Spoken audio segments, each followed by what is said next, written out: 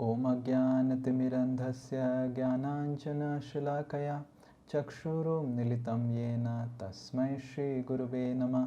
नमो विष्णुपादाय कृष्णप्रेष्ठाय भूतले श्रीमते भक्तिवेदान्त स्वामिनिति नामिने। नमस्ते सारस्वते देवे गौरवाणी प्रचारिणे निर्विशेष शून्यवादी पाश्चात्यदेशतारिणे। नमो महावदन्याय कृष्ण प्रेम प्रदायते कृष्णाय कृष्ण चैतन्य नामिने गौरतिसे नमः। हे कृष्णा करुणा सिंधु दीनबंधु जगतपते गोपेश गोपिका कांत राधा कांता नमस्तुते। तप्त कांचन गौरांगी राधे वृंदावनेश्वरी वृषभानुसुते देवी प्रणमामि हरिप्रिये। वाञ्छाकल्पतरुभ्यश्च कृपा सिन्धुभ्य एव च पतितानां पावनेभ्यो वैष्णवेभ्यो नमो नमः। जय श्री कृष्ण चैतन्य प्रभु नित्यानंद श्री अद्वैत गदाधर श्रीवासादि गौर भक्तवृंद। हरे कृष्णा कृष्णा कृष्णा हरे हरे हरे राम राम राम हरे हरे। मूकं करोति वाचालं पंगुं लंघायते गिरिं यत्कृपातमहं वन्दे श्रीगुरुदीनतारिणं श्रीपरमानन्दमाधवं श्रीचैतन्यमीश्वरम्।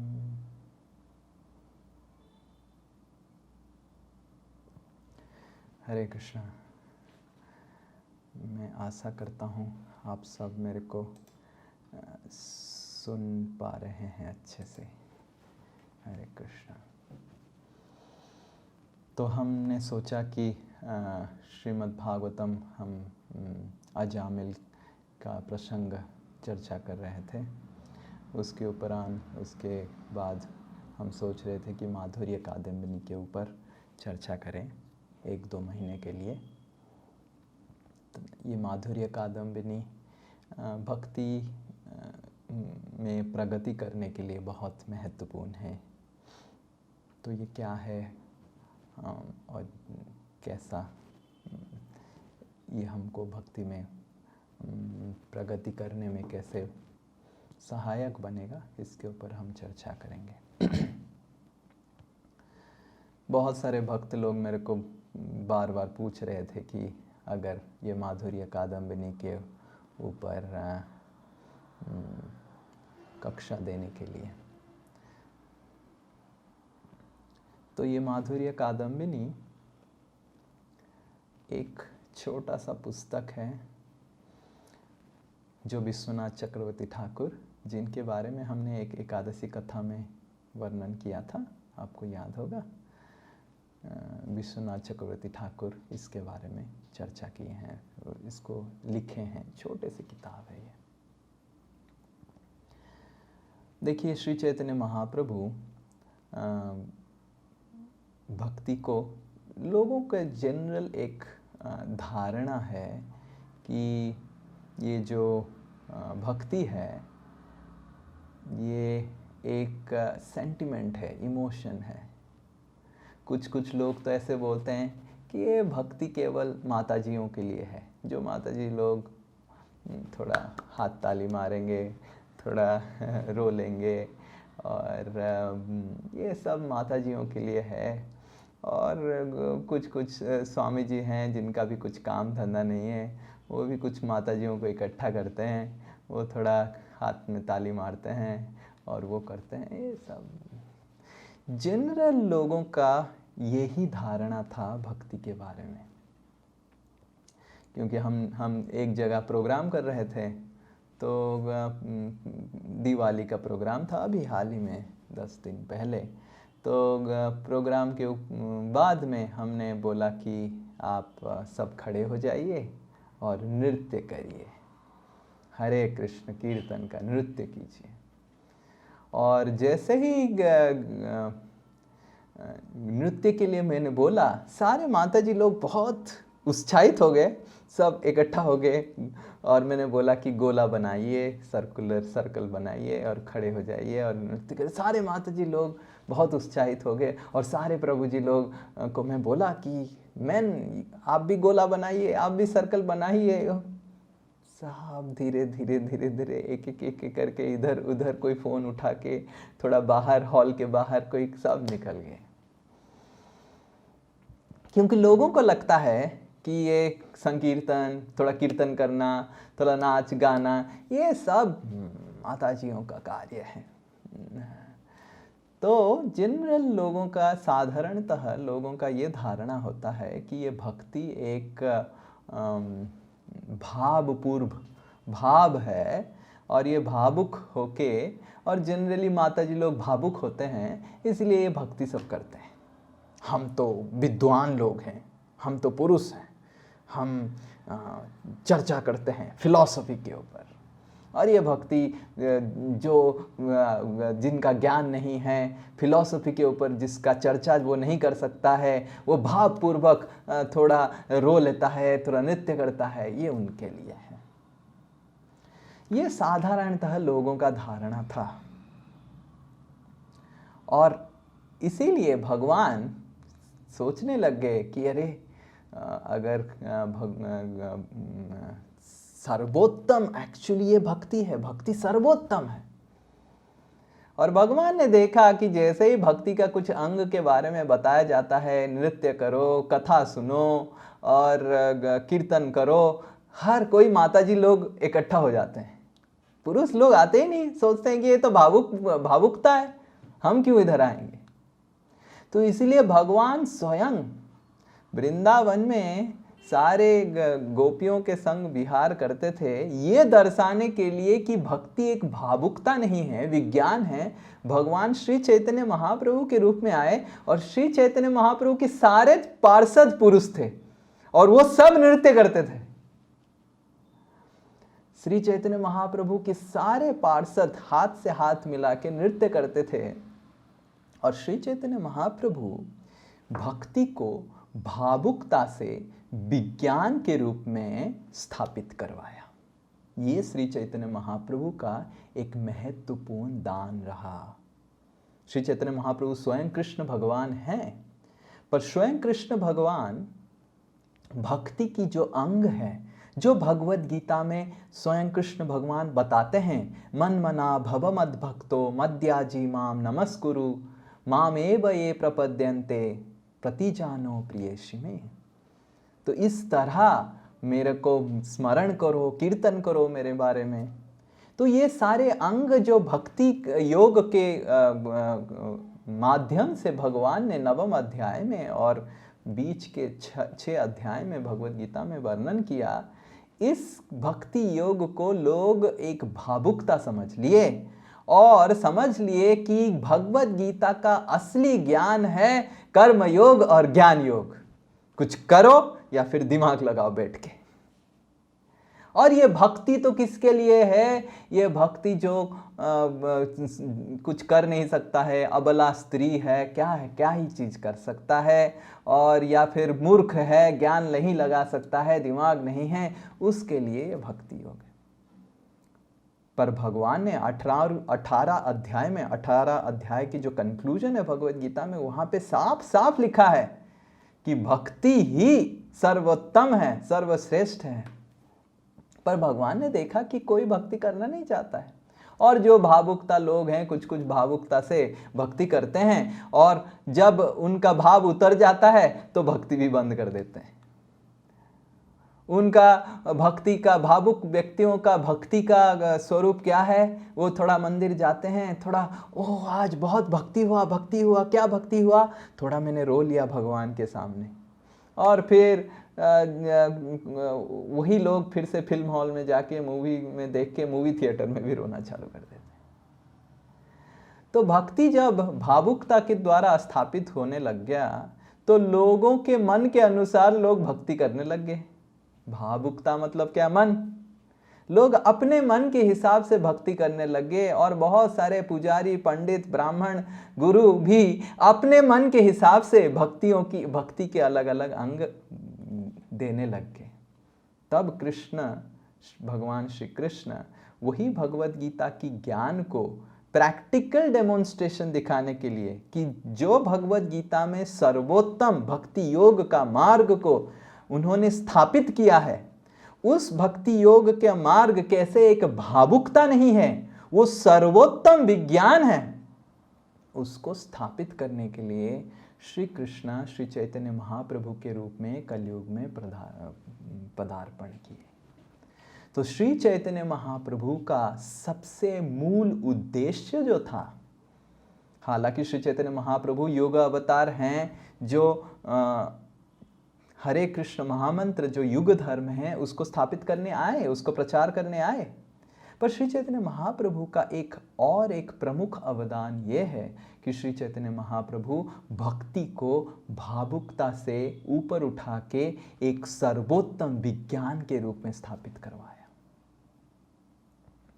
तो ये पहला चीज हमको समझना चाहिए कि भक्ति कोई भावुकता नहीं है जिसको केवल कुछ माताजी लोग जो जिनका कुछ बुद्धि नहीं है वही करना चाहते हैं, और पुरुष लोग सोचते हैं प्रभु जी प्रोग्राम में बुलाए हैं, ठीक है तुम चली जाओ, ये तुम्हारे लिए है, थोड़ा दीप दिखाना और नृत्य करना, और प्रभु जी भी थोड़ा भावुक हैं और तुम लोग भी थोड़ा चले जाओ उधर आ जाओ। भक्ति ऐसा नहीं है। भक्ति सर्वोत्तम विज्ञान है। जो भक्ति के बारे में नहीं जानता है, दूर से देखता है भक्ति को, उसको लगता है कि कुछ भावुक लोग कुछ हाथ ताली मारते हैं और कुछ रो रहे हैं, कोई गाना गा रहा है, कोई नृत्य कर रहा है, पर भक्ति सर्वोत्तम विज्ञान है। इस चीज को स्थापित करने के लिए श्री चैतन्य महाप्रभु आए, और श्री चैतन्य महाप्रभु की सर्वप्रथम अनुयायी हुए श्रील रूप गोस्वामी, जो श्री चैतन्य महाप्रभु से 10 दिन तक प्रयाग में उनसे शिक्षा लिए, और श्री चैतन्य महाप्रभु ने रूप गोस्वामी को ये सब कुछ सिखाया। हम एक श्लोक उच्चारण करेंगे इसके ऊपर, जो श्री चैतन्य चरितामृत से है। ये है चैतन्य चरितामृत मध्य लीला 19वां अध्याय 115 नंबर श्लोक। चैतन्य चरितामृत मध्य लीला 19वां अध्याय 115 श्लोक। आप सब मेरे पीछे पीछे दोहराइए, एक जन दोहरा सकता है।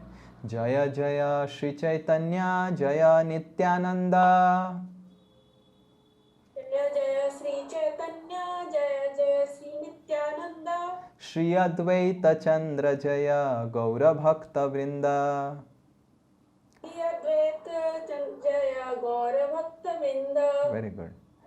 कृष्ण तत्व भक्ति तत्व रस तत्व प्रांता, कृष्ण तत्व भक्ति तत्व रस तत्व प्रांता, सब सिखाइला प्रभु भागवत सिद्धांता, सब सिखाइला प्रभु भगवत सिद्धांता। और कोई कृष्ण तत्व भक्ति तत्व रस तत्व प्रांता, कृष्ण तत्व भक्त तत्व रस तत्व प्रांता, सब सिखाइला प्रभु भागवत सिद्धांता। सब सिखाइला प्रभु भगवत सिद्धांता। तो इधर प्रभु का मतलब है श्री चैतन्य महाप्रभु। तो श्री चैतन्य महाप्रभु आए क्या सिखाने के लिए? कृष्ण तत्व, कृष्ण की बारे में तत्व मतलब जो विज्ञान, भगवान के बारे में विज्ञान। कृष्ण मतलब भगवान के बारे में सब विज्ञान। भगवान कोई आलोक नहीं है, भगवान कोई ऐसे एनर्जी नहीं है, शक्ति नहीं है। भगवान एक पुरुष हैं, परम पुरुष हैं। उनके बारे में जो तत्व है, उनके बारे में जो विज्ञान है, उनको उसको सिखाया। भक्ति तत्व, उस भगवान को सेवा करने का, प्राप्त करने का जो विज्ञान है वो है भक्ति। जो उस भगवान के साथ जो रिश्ता पुनः स्थापित करने का जो विज्ञान है वो है भक्ति, उसको भी सिखाया। और रस तत्व, भगवान के साथ जब हम संबंध स्थापित करते हैं तो आनंद का उपभोग करते हैं।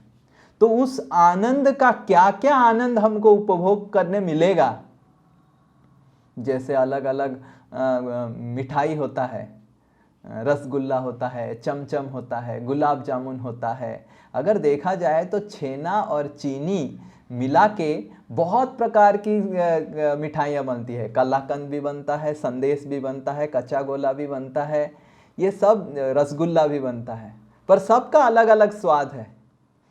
ये है रस।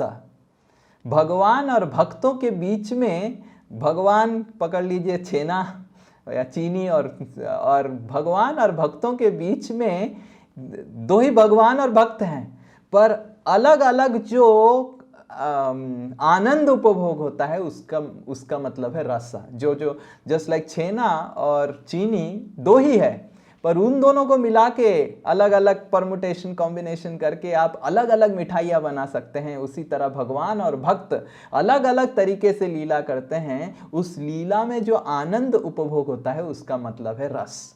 तो उसका भी एक विज्ञान है। जैसे रसगुल्ला बनाने का एक विज्ञान है। हमारे प्रभु जी जो हमारे कुकिंग करते हैं, हमारे लिए प्रसाद बनाते हैं, तो उनको कितने सारे माताजी लोग सिखाए हैं कैसे रसगुल्ला बनाया जाएगा। तो वो देखते हैं, पर बनाते समय रसगुल्ला इतना हार्ड हो जाता है, इतना हार्ड हो जाता है। 2 बार तो मैं गाय को खिला चुका हूँ रसगुल्ला। तो ये एक विज्ञान है, हालांकि वही छेना है और चीनी है, पर ये एक विज्ञान है रसगुल्ला बनाने का। उसी तरह संदेश बनाने का एक विज्ञान है। तो भक्त और भगवान के बीच में जो आदान प्रदान है उसको रस बोला जाता है। उस रस का भी एक विज्ञान है। उस विज्ञान को स्थापित करने के लिए, उसको सिखाने के लिए श्री चैतन्य महाप्रभु आए, और श्री चैतन्य महाप्रभु की प्रमुख अनुयायी हुए श्रील रूप गोस्वामी। रूप गोस्वामी को श्री चैतन्य महाप्रभु ने 10 दिन प्रयाग में शिक्षा दिया, और उस शिक्षा को लेके सीख के श्रील रूप गोस्वामी ने अनेक किताब लिखे। उसमें से एक प्रमुख किताब हुआ जिसका नाम हुआ भक्ति रसामृत सिंधु। भक्ति का जो रस है, उसका जो अमृत है, उसका सागर, ये किताब का नाम है। तो उस किताब की एक श्लोक को व्याख्या करते हुए श्रील विश्वनाथ चक्रवर्ती ठाकुर ने ये किताब माधुर्य कादम्बिनी रचना किया। तो ये माधुर्य कादम्बिनी जो है, भक्ति रसामृत सिंधु जो रूप गोस्वामी ने लिखा, भक्ति का रस का विज्ञान का किताब, उसका एक श्लोक जहाँ पे 4th अध्याय में आता है, एक श्लोक को पूरा एक किताब के रूप में परिणत करवाया, व्याख्या लिखा, इसका अपना टिप्पणी लिखा, टीका लिखा, और उस टीका और टिप्पणी का नाम है ये माधुर्य कादम्बिनी। तो ये माधुर्य कादम्बिनी जो किताब है, ये एक दर्पण की तरह है। जैसे माताएं लोग, आप सबको तो पूरा दर्पण आपकी नित्य संगिनी है। अभी हाल ही में हम जप कर रहे थे, और हमारे खिड़की से दिखता है पार्क हमारा जो मंदिर के पीछे, और पार्क में एक महिला और एक प्रभु जी और माता जी बैठे हुए थे, और हमने 2 माला जप किया ऐसे चल चल के, ऑलमोस्ट 15 मिनट तक वो माता जी घूर घूर के दर्पण से अपनी मुखमंडल की दर्शन कर रही थी। क्या दर्शन कर रही थी 15 मिनट, और बहुत तीव्रता से। तो हमने प्रार्थना किया कृष्ण भगवान से, है कृष्ण भगवान, हमारा आपके प्रति इस तरह का तीव्र अब्जॉर्प्शन, इस तरह का तीव्र निवेश कब आएगा। तो दर्पण जो होता है बहुत माताओं के लिए पसंद होता है, क्योंकि दर्पण से आप देख सकते हैं कि मुँह पे कुछ लगा तो नहीं है, बाल सही है कि नहीं है, लिपस्टिक का दाग इधर उधर नहीं हो गया है, ये सब कुछ आपको पूरा मुंह के बारे में विवरणी जानना है, तो दर्पण देख के आप अपने आप को देख सकते हैं। दर्पण से पता भी चलता है कि कितना मेकअप उतर गया है, कहाँ उतरा है, कैसे उतरा है, सब कुछ पता चल जाता है, हाँ कि ना। तो उसी तरह भक्ति में भी जब हम प्रगति करते हैं, भक्ति में आते हैं, तो हमारे अंदर एक प्रश्न जरूर रहता है कि मैं कितना प्रगति किया हूं भक्ति में। हम अपने आप को देखना चाहते हैं, हम अपने आप की भक्ति को जानना चाहते हैं कि मैं कितना भगवान के करीब आ चुका हूं और कितना आगे मेरे को जाना है कि नहीं। इससे हमको एक प्रसन्नता मिलती है कि हाँ, मैं इतना तो प्रगति कर लिया हूं और मेरे को इतना प्रगति करना है। जैसे उदाहरण स्वरूप दिल्ली से आप वृंदावन जा रहे हैं, तो हर किलोमीटर के पास एक डंडी रहता है या फिर माइलस्टोन रहता है, येलो कलर का, पीला रंग का, जिसमें लिखा रहता है वृंदावन इतना दूर, वृंदावन इतना दूर। तो उससे आपको पता चलता है, उस माइलस्टोन को देख के पता चलता है कि वृंदावन कितना दूर है, हाँ कि ना। तो उसी तरह ये जो किताब है, विश्वनाथ चक्रवर्ती ठाकुर ने जो ये किताब लिखा है माधुर्य कादम्बिनी, ये भक्ति की हर स्टेज के बारे में बताता है। हर स्टेज में आपको क्या होगा, आप किस स्टेज में अभी हैं, आप इस किताब को पढ़ के निर्धारित कर सकते हैं। और उस स्टेज में क्या आपको कठिनाइयाँ का सामना करना पड़ेगा आगे बढ़ने के लिए, और उस स्टेज में, उस सोपान में क्या आपको आनंद मिलेगा, उसके बारे में भी वर्णन करते हैं। What experience of happiness you will get in that stage and what challenges you will have to face in that stage for going ahead in that path. तो दोनों की पूरा संपूर्ण विवरणी विज्ञान श्रीला विश्वनाथ चक्रवर्ती ठाकुर इस छोटे से किताब में वर्णन करते हैं, जो हम अध्ययन करेंगे। पर इसमें एक बहुत ही महत्वपूर्ण वर्ड ऑफ कॉशन, कॉशन का मतलब हिंदी में सतर्क वाणी, जैसे 440 वोल्ट, सतर्क रहिए, डेंजर, छुइए मत, ऐसा लिखा रहता है, आपने देखा होगा, 440 वोल्ट। तो हमारे आचार्यगण बताते हैं कि ये जो किताब है, ये इस किताब को सतर्कता से के साथ अध्ययन करना चाहिए। इसीलिए हम शुरुआत में ये किताब अध्ययन नहीं किए। जैसे हमने शुरुआत में भक्ति की शुरुआत में 2006 में पहली बार ये किताब पढ़ाया गया था हमको, पर तब हमको कुछ समझ में नहीं आया। बस उस किताब की कक्षा में 2 घंटे की कक्षा में पूरा किताब समाप्त हुआ था। अब हम इसको 4 महीना में पढ़ेंगे, तो 2 घंटे में हमको बस एक ही चीज़ पसंद आया, जो है किताब कक्षा से पहले जो कीर्तन हुआ था और कक्षा के बाद जो प्रसादम था। कक्षा में क्या कुछ समझ में नहीं आया, क्या हो रहा है, कैसे हो रहा है, क्या चीज़ है। ये तो एक पहला चीज़ है। दूसरा चीज़ है, सतर्कता हमको ये लेना पड़ेगा कि ये है एक पर्सनल मिरर, ये है एक व्यक्तिगत दर्पण। इस दर्पण को पढ़ने के बाद, इस विज्ञान को पढ़ने के बाद हमको निर्वाचन नहीं करना चाहिए, ओ रीमा माता जी तो भक्ति के द्वितीय सोपान में पहुंचे, बहुत आगे बढ़ना पड़ेगा, क्या कर सकते हैं। अपने आप को तो शुद्ध भक्त मानती है, पर किताब के अनुसार तो 2nd स्टेज क्लास में पढ़ रही है, ठीक है, क्या ही कर सकते हैं। और प्रीति माता जी वो तो बड़ा गुरु बन के रखी है, हाँ, वो तो चालू ही नहीं किया है भक्ति। अब समझ में आया, कितना अच्छा विश्वनाथ चक्रवर्ती ठाकुर, आपकी शत कोटि दंडवत प्रणाम। आपने मेरे को समझाया कि प्रीति अभी कौन सी स्टेज पे है, और सुवर्णा श्यामा वो तो राधा रमन की सेवा कर रही है, उसके बारे में तो क्या बताएं, अपने आप को बहुत समझती है, ये तो 3rd क्लास की भक्ति कर रही है। तो ये एक व्यक्तिगत दर्पण है। इस दर्पण को व्यवहार करके हमको दूसरों की भक्ति का स्टेज निर्धारित नहीं करना है, निर्वाचन नहीं करना है,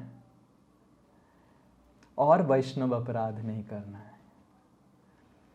तो इस किताब हमारे लिए है, मेरे को जानना है मेरा कौन सा स्थिति है, ना कि वो कौन सी स्थिति में है। क्योंकि हमारे हृदय में, कलुषित हृदय में दोष देखने का बहुत तीव्र इच्छा है, और जैसे ही हमको कुछ विज्ञान मिल जाता है जिससे हम आसानी से दोष देख सकते हैं, तो हम तुरंत उस विज्ञान को लेते हैं और दोष देखने लग जाते हैं, हाँ कि ना। तो इसीलिए हमारे आचार्यगण बताते हैं कि ये जो माधुर्य कादम्बिनी किताब है, ये एक व्यक्तिगत दर्पण है, अपने आप की भक्ति की स्टेज समझने का ये दर्पण है। इसको दूसरे भक्तों के ऊपर ना लगाएं, ये है प्री रिक्विजिट क्वालिफिकेशन इस किताब को समझने का, जानने का और पढ़ने का।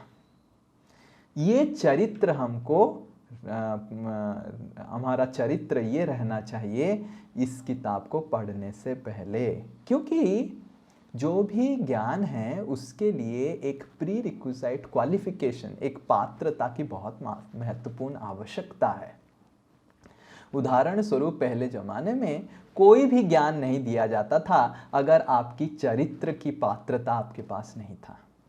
जैसे ये जो बहुत ही जाना पहचाना ये एक कहानी है, जहाँ पे एकलव्य जी को द्रोणाचार्य ने मना कर दिया था कि मैं आपको शिक्षा नहीं दे पाऊंगा। और सब लोग भारत में बताते हैं कि एकलव्य तो दलित थे और कुछ तो लोअर कास्ट के थे, इसीलिए द्रोणाचार्य ने नहीं दिया।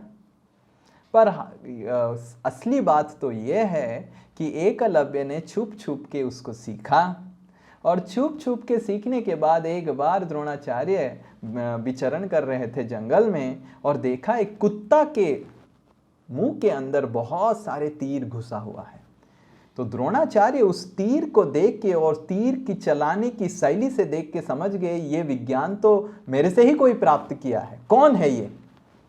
फिर देखा कि द्रोणाचार्य की एक मूर्ति लगा के एकलव्य प्रैक्टिस कर रहे थे, और एक निरीह अबला डोमेस्टिक कुत्ते के ऊपर वो उसको चला रहे थे।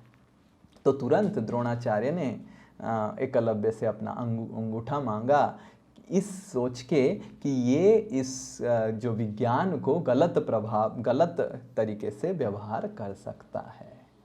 और तो ये महत्वपूर्ण है कि कोई भी ज्ञान प्राप्त करने के से पहले हमको अपनी चरित्र और उस ज्ञान को कैसे लगाया जाए और कैसे नहीं लगाया जाए उसको सीखना चाहिए। हमारे आचार्यगण बताते हैं ये माधुर्य कादम्बिनी जो ज्ञान है, भक्ति की कौन सा स्टेज जानने का जो ज्ञान है, ये एक व्यक्तिगत दर्पण है।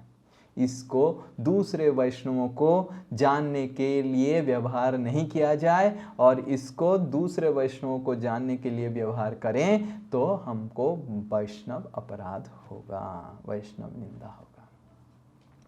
तो ये एक इंट्रोडक्शन के साथ हम ये किताब को प्रारंभ करते हैं। तो ये किताब का पहला नाम क्यों ऐसा है, माधुर्य कादम्बिनी। कादम्बिनी का मतलब है बादल की श्रेणी, बैंक ऑफ क्लाउड्स। जैसे आप देखते होंगे कभी कभी एक बादल, उसके पीछे और एक बादल, उसके पीछे और एक बादल, उसके पीछे और एक बादल, इस तरह श्रेणी, एक लाइन बन जाता है, एक धारा बन जाता है बादल का। उस तरह वो बादल की धारा को कादम्बिनी कहा जाता है। और विश्वनाथ चक्रवर्ती ठाकुर बताते हैं कि ये माधुर्य कादम्बिनी है, ये कोई मामूली बादल नहीं है, ये ऐसा बादल है जो पानी नहीं बरसाता है, ये क्या बरसाता है, अमृत बरसाता है। माधुर्य, माधुर्य मतलब मधुर, मधुर अमृत बरसाने वाला बादल, तो वो भक्ति है। तो माधुर्य कादम्बिनी मतलब भक्ति। और कादम्बिनी क्यों है? क्योंकि भक्ति के अलग अलग श्रेणी है, स्टेज है। श्रेणी समझते हैं? स्टेज। तो माधुर्य मतलब भक्ति का अमृत। भक्ति करने से जो आपको अमृत की वर्षा आपके जीवन में होगा वो है माधुर्य।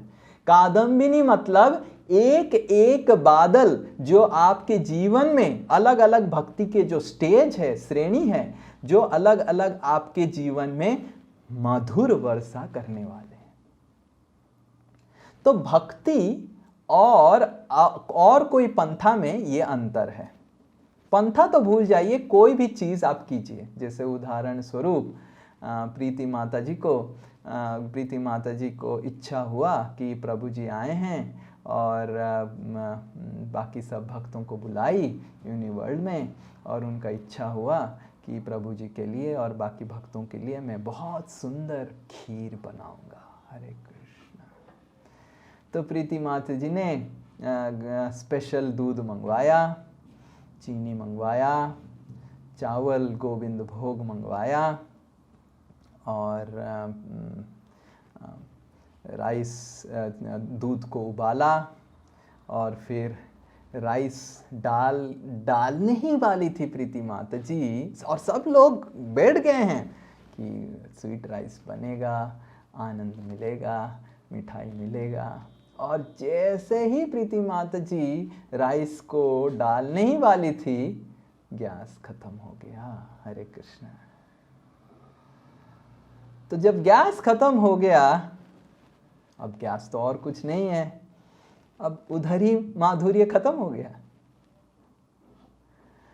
तो इस जीवन में, भौतिक जगत में जो भी हमारी कार्य हम करते हैं, वो कार्य की चरम सीमा में पहुंचने तक हमको अपेक्षा करना पड़ता है, और चरम सीमा में के बाद ही हमको थोड़ा सा मधुरता मिलता है।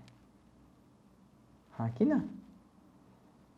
और बीच में कुछ नहीं, खाली बैठे रहो, देखते रहो, हो रहा है, मिठाई बन रहा है, और बीच में बंद हो गया तो निराश होके सब, प्रभु जी अरे क्या कर सकते हैं, प्रभु जी गैस खत्म हो गया।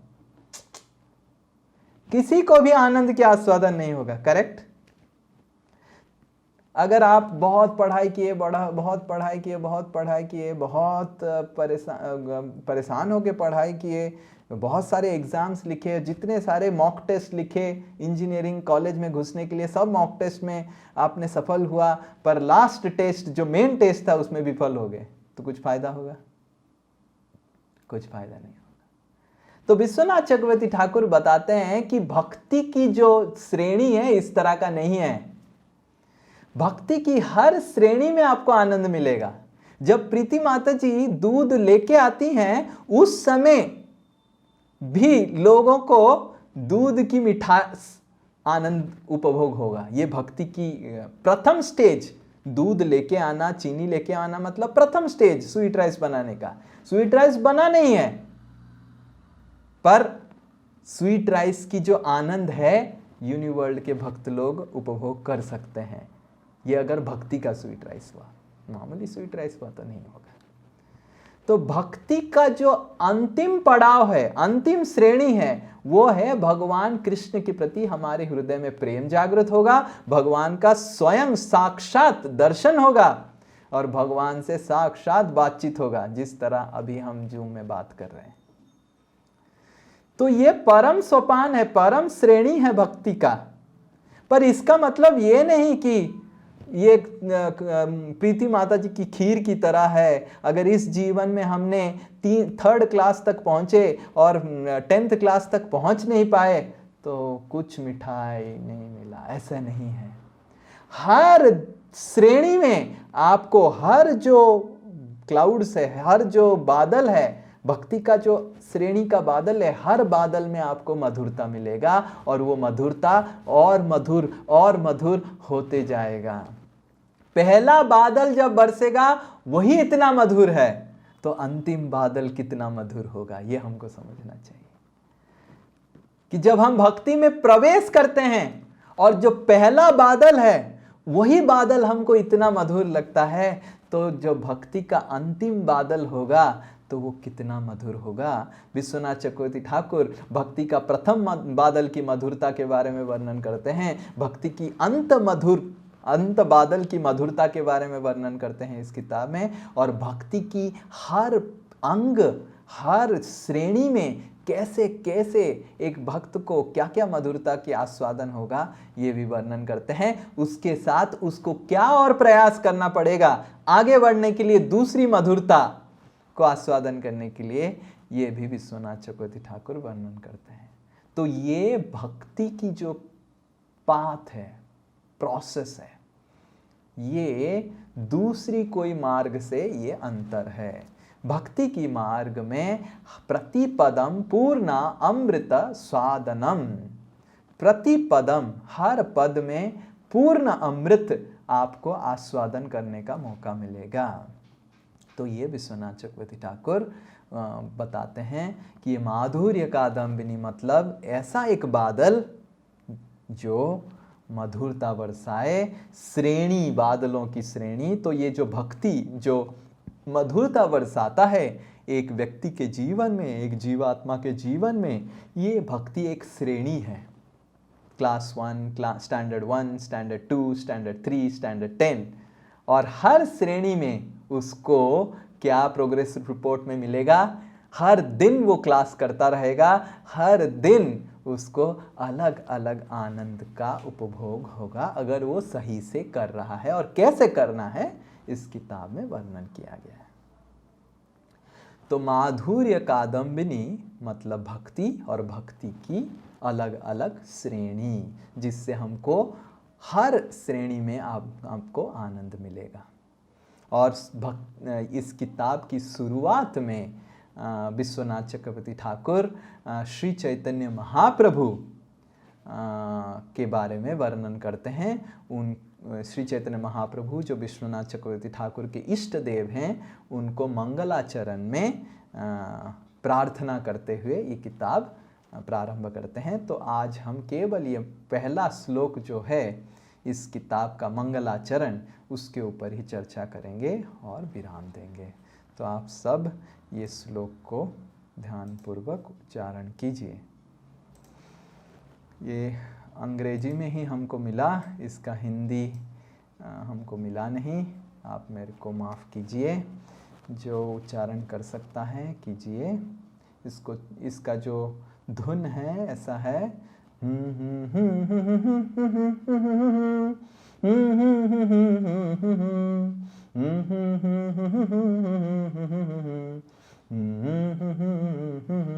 ये इसका धुन है। इस धुन में हम उसको उच्चारण करेंगे। मैं छोटा करके बताऊंगा ताकि आप उच्चारण कर पाएं। हृद्व प्रे नव भक्ति सस्य वितते, कोई भी, संजीवनी स्वागमा, रंभे काम तपर्तु दाहदमनी,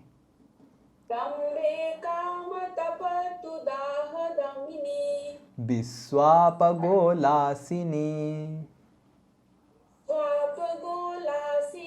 दूरान में मरुसाखिनोऽपि सरसि,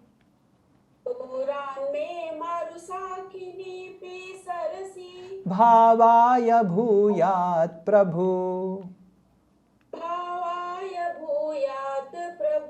श्री चैतन्य कृपा निरंकुशमः,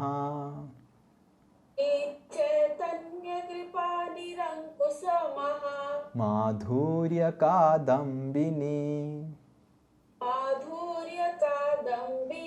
और कोई उच्चारण कीजिए। हृद्व प्रे नव भक्ति सस्य वितते। और कोई,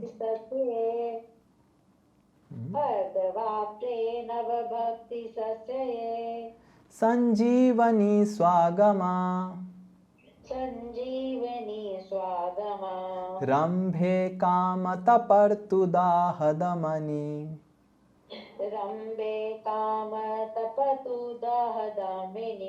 विश्वापगोलासिनी, स्वापगोलासिनी दूरान् मे मरुसाखिनोऽपि सरसि दूरान मे मरुसाखिनो विश्वासिनी भावाय भूयात् प्रभो भावाय भूप्रात् प्रभो श्रीचैतन्य कृपा निरङ्कुशमः श्री चैतन्य कृपा निरुपंशमा माधुर्य कादम्बिनी माधुर्य कादम्बिनी हृद बप्रे नव भक्ति सस्य वितते। देखिए इधर क्या लिखा हुआ है, हृद बप्रे नव भक्ति सस्य वितते संजीवनी स्वागमा। तो विश्वनाथ चक्रवर्ती ठाकुर इधर श्री चैतन्य महाप्रभु की कृपा को महामाधुर्य कादम्बिनी बताते हैं। तो माधुर्य कादम्बिनी मतलब भक्ति, और भक्ति की जो मधुरता हमको उपभोग हो रहा है। पर श्री चैतन्य महाप्रभु महामाधुर्य कादम्बिनी है। ये छोटे माधुर्य नहीं है, बहुत बड़े माधुर्य कादम्बिनी है। उनकी जो कृपा है वो बहुत बड़ा माधुर्य कादम्बिनी है। क्यों है वो बताते हैं। क्योंकि श्री चैतन्य महाप्रभु हृद बप्रे मतलब हृदय के अंदर, हृदय की अंतःकरण में, हृद बप्रे नव भक्ति सस्य वितते।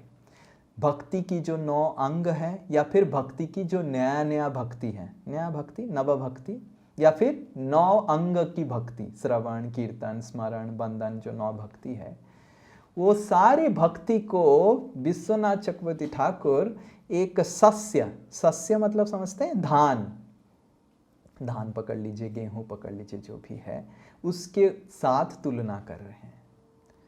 तो वो जब हमारे हृदय के अंदर आता है, हम देखते हैं बहुत सारे लोगों को भक्ति करने का मौका मिलता है, हाँ कि ना, पर वो भक्ति कर नहीं पाते हैं।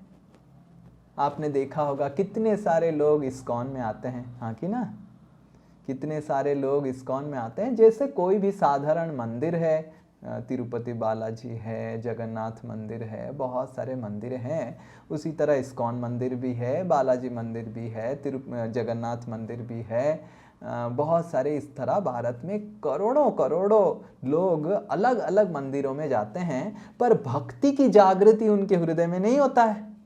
भगवान के प्रति प्रेम, भगवान के प्रति अनन्य सेवा करने का जो भाव है उनके अंदर जागृत नहीं होता है। तो उनको सस्य तो मिला भक्ति का, मंदिर जाके या फिर मंदिर में कुछ दान दक्षिणा करके, मंदिर में कोई भक्तों से मिलके उनको सस्य तो मिल गया। सस्य मतलब समझते हैं, धान।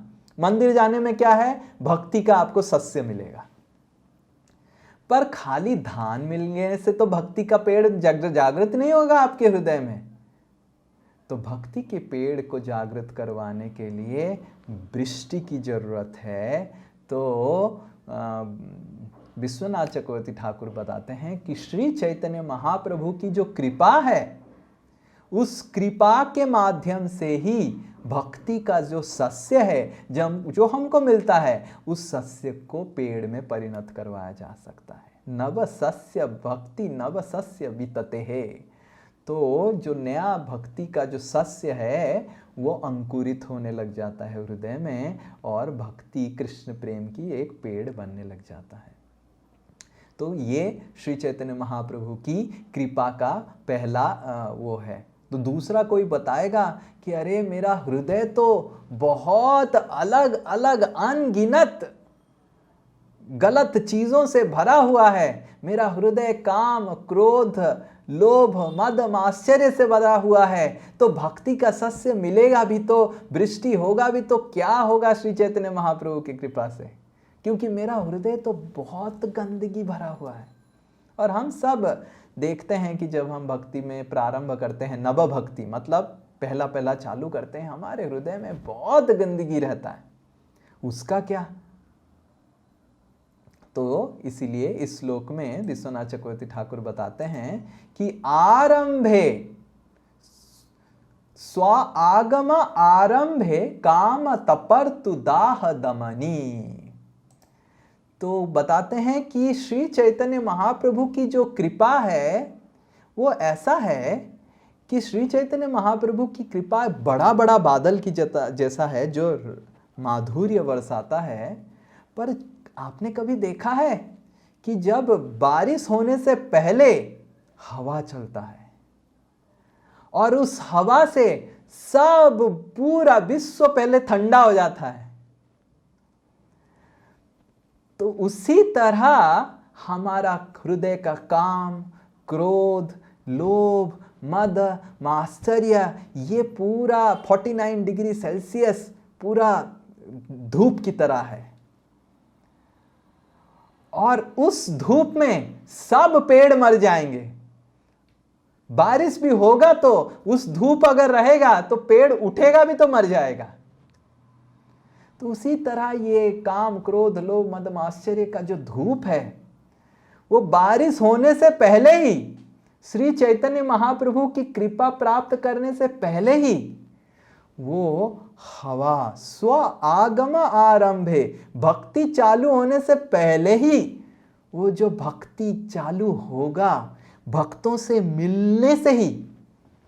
अभी तक आपने भक्ति नहीं किया, कुछ भक्तों से आपने कभी ये सब चीज़ें आपने देखा होगा कि कभी कभी हम कुछ प्रोग्राम में जाते हैं पहली बार, और उस पहली बार में भक्तों को आनंद से नृत्य करते हुए देखते हैं, प्रसाद खाते हुए देखते हैं, और उसी में ही हमारा हृदय का जितने सारे काम, क्रोध सब कुछ ठंडा हो जाता है। सोचते हैं कितने आनंद में है, मैं कब इस आनंद को उपभोग करूंगा। हाँ कि ना? जैसे हमको कभी कभी लोग बताते हैं कि प्रभु जी आप इतने आनंद में कैसे हो सकते हैं। मैं बोला क्यों नहीं हो सकता हूँ, आपको समस्या क्या है मेरे आनंद से? तो ना समस्या कुछ नहीं है प्रभु जी, पर हमको भी ये आनंद उपभोग करना है।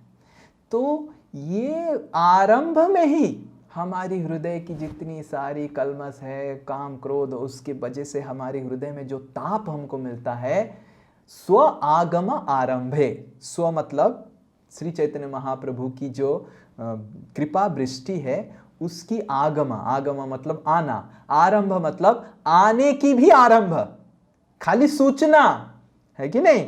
अरे बादल आ रहे हैं, बारिश होगा, बारिश होगा, उस सूचना से जो ठंडी हवा बहता है वो ठंडी हवा ही सारे जो धूप है उसको सब ठंडा कर देता है, विश्व को ठंडा कर देता है। तो उसी तरह श्री चैतन्य महाप्रभु की कृपा आपको प्राप्त नहीं हुआ है, प्राप्त होने का आरंभ में ही आपकी सारी काम, क्रोध, लोभ, मद, मात्सर्य सब चला जाएगा और भक्ति की सस्य आपके हृदय में जागृत होगा, ऐसे बताते हैं। और विश्व पगो लासिनी, तो देखिए जो तीसरा चीज जो बताया जाता है, ये पहला चीज है कि हृदय की नव भक्ति की सस्य अंकुरित होगा बारिश से, और दूसरा है जो काम, क्रोध, लोभ, मद, मात्सर्य की जो धूप है, कष्ट है, ताप है, वो चला जाएगा। और विश्व आप गो लासिनी, आप मतलब किसी को पता है आप क्या होता है? आप मतलब पानी। पानी, वेरी गुड। आप मतलब पानी। गो मतलब, गो मतलब इंग्लिश का भी गो जो है, और गमयति मतलब चलता हुआ पानी, तो चलता, आप गो मतलब, चलना। आप गो मतलब जो चलता हुआ पानी है। कौन सा हुआ चलता हुआ पानी? नदी। नदी, वेरी गुड। विश्व आप गो उल्लासिनी, तो सारे विश्व को एक उल्लास की नदी में बहा देता है। ऐसा नहीं कि थोड़ा बारिश हुआ रुक गया, अब क्या कर सकते हैं, फिर धूप आ जाएगा, फिर काम, क्रोध की धूप महसूस करना पड़ेगा। श्री चैतन्य महाप्रभु की कृपा एक बारिश की बन्या लेके आता है, उल्लास का बन्या, जिसमें आपको केवल बहना है, आप कुछ नहीं कर सकते। विश्व आप गो उल्लासिनी, ये एक उल्लास की नदी है जिसमें आप नहीं विश्व डूब सकता है। कोई बोल सकता है ठीक है एक नदी है जहाँ पे केवल यूनिवर्ल्ड डूब सकता है या फिर एनवीसीसी डूब सकता है। पूरा विश्व ब्रह्मांड, शतकोटि ब्रह्मांड, अनंत कोटि ब्रह्मांड को बहाने के लिए ये नदी। ऐसे होता है ना, कभी कभी बादल आता है, थोड़ा सा बरसेगा, थोड़ा पानी बरसेगा, फिर फुस हो गया, फिर बंद हो गया। ऐसा नहीं है, इतना कृपा है, इतना माधुर्य है, इतना माधुर्य है कि पूरा विश्व को उल्लास की बन्या में डुबाने का शक्ति है। तो ये तीन चीज श्री चैतन्य महाप्रभु की कृपा के बारे में बताते हैं। तो पहला चीज है हमारे हृदय की जो भक्ति की सस्य हमको मिलता है।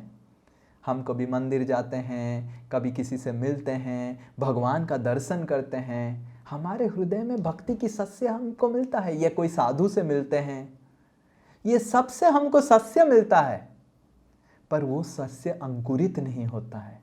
क्यों? क्योंकि हमको श्री चैतन्य महाप्रभु की कृपा और गुरुवर्गों की कृपा नहीं मिला। सो नव भक्ति सस्य वितते। और दूसरा है हमारी हृदय की जो नेगेटिविटी, नकारात्मक चीजें हैं, काम क्रोध, वो भी दूर हो जाएगा केवल उसकी आरंभ मात्र की हवा से ही, ठंडी हवा से ही। और तीसरा है उल्लास की नदी में एक भक्त बहने लग जाएगा श्री चैतन्य महाप्रभु की कृपा में। और तीसरा वाक्य में, तीसरा पद में विश्वनाथ चक्रवर्ती ठाकुर अपने बारे में बताते हैं। दूरान में मरु साखिनोपि सरसी भावाय भूयत प्रभु। दूरान में मरु साखिनोपि, पर हे श्री चैतन्य महाप्रभु, मैं तो एक मरु मतलब मरुभूमि, मतलब डेजर्ट। मरु में एक मैं शाखा की तरह हूँ, एक पेड़ की तरह हूँ जिसको बिल्कुल पानी नहीं मिल रहा है, और मेरे हृदय में बिल्कुल भक्ति भाव नहीं है। तो मैं एक मरु देश का पेड़ की तरह हूँ जो सैकड़ों सैकड़ों जन्म जन्म से उसको एक बूंद भी पानी नहीं मिला है, और केवल आपकी आशा में मैं जिंदा हूं। कोई बोलेगा कि अरे श्री चैतन्य महाप्रभु की कृपा तुमको मिल जाएगा कैसे? तुमको इतना जन्म जन्म से नहीं मिला, मतलब तुम तो बहुत कुछ पाप किया होगा, इसीलिए तो तुम एक मरुभूमि का पेड़ है। तो उसके बाद बताते हैं कि श्री चैतन्य कृपा निरअंकुशा, ये बहुत महत्वपूर्ण शब्द है ये पूरा श्लोक में। निरअंकुश महामाधुर्य कादम्बिनी। कोई बोल सकता है हाँ श्री चैतन्य महाप्रभु की कृपा है, पर श्री चैतन्य महाप्रभु की कृपा सबको थोड़ी ना मिलेगा। मैं तो एक बहुत पापी आत्मा हूं, मैं तो एक मरुभूमि का एक शाखा हूं जिसको बिल्कुल प्रेम नहीं है, भक्ति नहीं है, सूखा हुआ हृदय है मेरा, एक पत्थर दिल में हूं। निरंकुश महामाधुर्य। निरंकुश, अंकुश मतलब ऑब्स्टेकल, अंकुश जो अंकुश डालते हैं ना, आपकी कथा में अंकुश डालना, उसके जीवन में अंकुश डालना मतलब ऑब्स्टेकल, बाधा डालना, करेक्ट। निरअंकुश, बाधा विहीन श्री चैतन्य महाप्रभु की कृपा है सबके लिए। श्री चैतन्य महाप्रभु की कृपा सबको मिल सकता है। ऐसे कोई नहीं बोल सकता है, ऐसे कोई पापी नहीं बोल सकता है कि मैं इतना पाप कर लिया कि श्री चैतन्य महाप्रभु की कृपा मेरे को प्राप्त नहीं होगा, क्योंकि हे श्री चैतन्य महाप्रभु आपकी कृपा निरंकुश है। आप कुछ भी पात्र अपात्र नहीं देखते हैं। इसीलिए मैं जो एक मरुभूमि में पाया हुआ एक छोटा सा शाखा हूँ, पेड़ हूँ, जिसको सैकड़ों जन्म से कभी भी भक्ति का रस मिला नहीं, मेरे को पूर्ण विश्वास है, दृढ़ विश्वास है ये किताब लिखने से और ये किताब से जो कृपा आपका मिलेगा, इस कृपा से मेरे हृदय में सरसी भावया, मेरे हृदय में रस जागृत होगा, मेरा हृदय भी भगवान की प्रति प्रेम और रस में भर जाएगा। निरंकुश, श्री चैतन्य महाप्रभु की कृपा सबको मिला, पात्र अपात्र ना देखिया, ब्रह्मार दुर्लभ प्रेम सवाकार जाचे। श्री चैतन्य महाप्रभु ने कृष्ण की प्रेम को बिना कोई पात्र या पात्र को देख के दिया। कोई भी सबसे पतित जीव, एक भक्त नरोत्तम दास ठाकुर प्रार्थना में बताते हैं कि पतित पावन हेतु सब अवतार तब अवतार मोक्षम पतित प्रभु न पाई बेआर। आप पतितों को उद्धार करने आए हैं और मेरा जैसे पतित आपको मिलेगा नहीं। मैं पतित 5 स्टार हूं, मैं पतितों के अंदर मैं भारत रत्न अवार्डी हूं। मतलब सारे पतित लोग चयन करेंगे कि ये व्यक्ति को भारत रत्न मिलना चाहिए, पतितों में श्रेष्ठ है ये, पतित शिरोमणि मैं हूं। तो उस तरह का मेरा है। और आप अगर पतितों को उद्धार करने आए हैं, मेरे को उद्धार नहीं करेंगे तो आपका नाम कैसे पतित पावन लिखा जाएगा? तो नाम बदनाम हो जाएगा। और क्योंकि आप चाहते हैं कि आप नाम बदनाम ना हो, तो मेरे को उद्धार कीजिए। तो श्री चैतन्य महाप्रभु ने पतित से लेके, घोर पतित से लेके, महापतित से लेके, अतित पतित से लेके पतित शिरोमणि तक उद्धार कर लिया। इसीलिए उनका जो कृपा है निरंकुश है। तो हमको कभी नहीं सोचना चाहिए कि मैं कृष्ण को प्राप्त नहीं कर सकता हूँ इस जीवन में। एक्चुअली कृष्ण को प्राप्त करना बहुत कठिन है, बहुत कठिन है, बहुत बहुत ज़्यादा कठिन है। पर श्री चैतन्य महाप्रभु की कृपा से ये बहुत कठिन बहुत आसान हो गया है। तो विश्वनाथ चक्रवर्ती ठाकुर इस तरह मंगलाचरण को करते हैं, क्योंकि इस किताब में भक्ति की श्रेणी के बारे में बताएंगे। पर भक्ति की श्रेणी जो है, कृष्ण को प्राप्त करने का जो श्रेणी है, चरम पराकाष्ठा है, चरम श्रेणी है, बहुत कठिन है।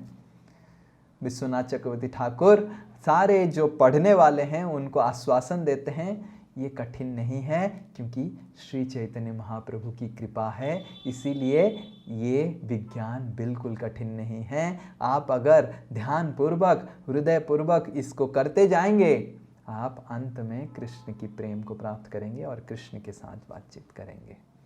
तो श्री चैतन्य महाप्रभु की कृपा से ही हम टिके हुए हैं भक्ति में।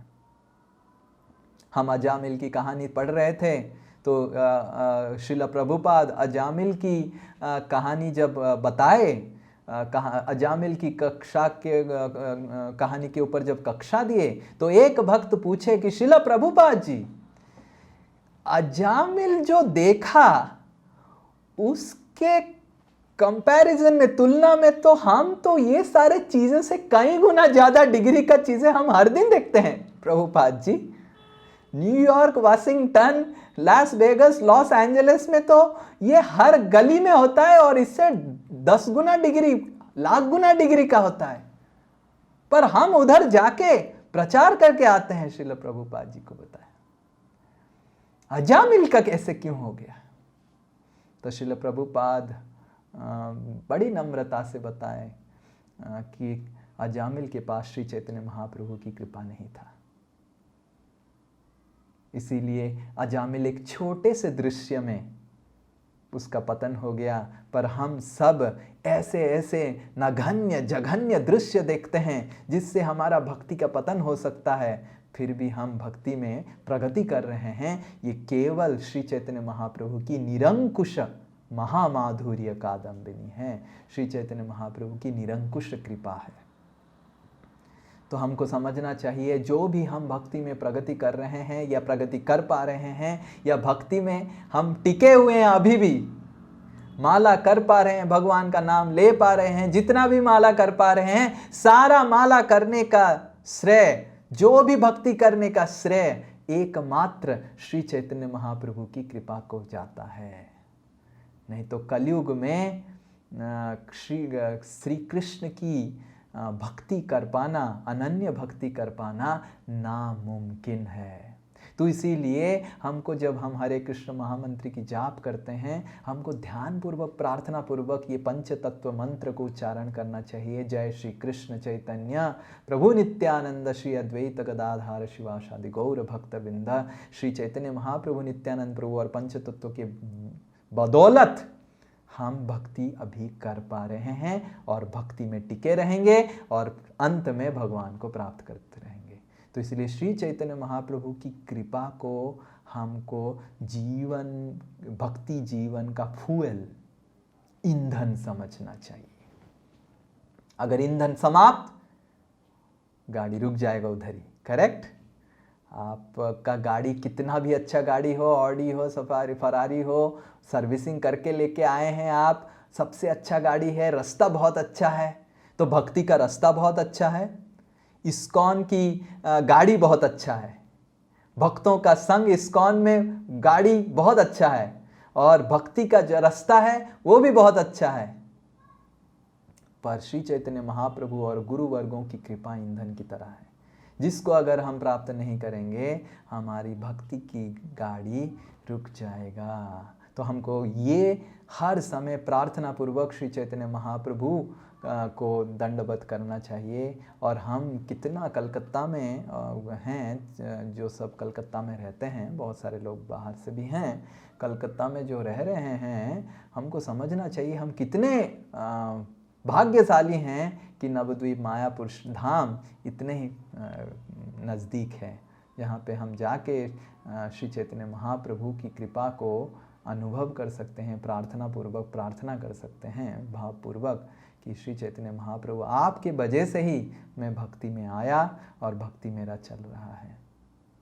श्री चैतन्य महाप्रभु नित्यानंद प्रभु की कृपा से ही हम भक्ति में प्रगति कर सकते हैं। विश्वनाथ चक्रवर्ती ठाकुर ये किताब जो भक्ति की प्रगति को सिखाने का जो किताब है, इस किताब को सिखाने से पहले पहला ये जो दर्शन है, जो शास्त्रिक प्रमाण है, उसको स्थापित करते हैं कि इस भक्ति की किताब की प्रगति में आगे बढ़ने के लिए जो ईंधन है, the fuel that will drive you, वो है श्री चैतन्य महाप्रभु की कृपा। आप अगर सोचते हैं कि श्री चैतन्य महाप्रभु की कृपा के बिना आप आगे बढ़ेंगे भक्ति में, भक्ति की रस आपको प्राप्त होगा, ये नामुमकिन है। It is impossible. Radha Krishna की सेवा, राधा कृष्ण की प्रेम, ये केवल श्री गौर निताय की प्रार्थना से ही, कृपा से ही प्राप्त हो सकता है।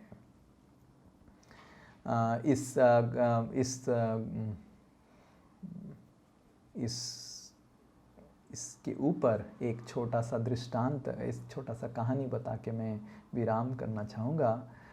कहानी ऐसा है, तो एक व्यक्ति एक बार श्री श्रीमद जय पताका स्वामी महाराज एक बार एक जगह पे पंडाल प्रोग्राम में गए थे।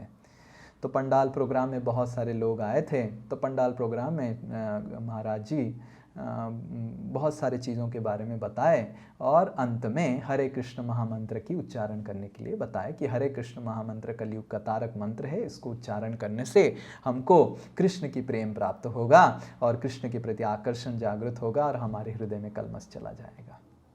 तो एक व्यक्ति आए महाराज जी को मिलने के लिए कक्षा के अंत में और प्रश्न पूछे कि महाराज जी, पिछले 25 साल से मैं यही हरे कृष्ण महामंत्र को उच्चारण कर रहा हूँ, पर मेरे जीवन में कोई भी परिवर्तन मेरे को महसूस नहीं हुआ है। पर क्योंकि मेरे कुल गुरु और घर में ये प्रथा था कि ये हरे कृष्ण महामंत्र को जाप करने के लिए, तो मैं कर रहा हूँ, पर मेरे जीवन में कोई मेरे को प्रभाव महसूस नहीं हुआ। तो महाराज जी सोचे कि शायद वो हरे कृष्ण महामंत्र को ध्यानपूर्वक नहीं करता होगा या फिर अलग कुछ मंत्र करता होगा और सोचता होगा कि हरे कृष्ण है। तो महाराज ने पूछा, कौन सा मंत्र आप बोलिए?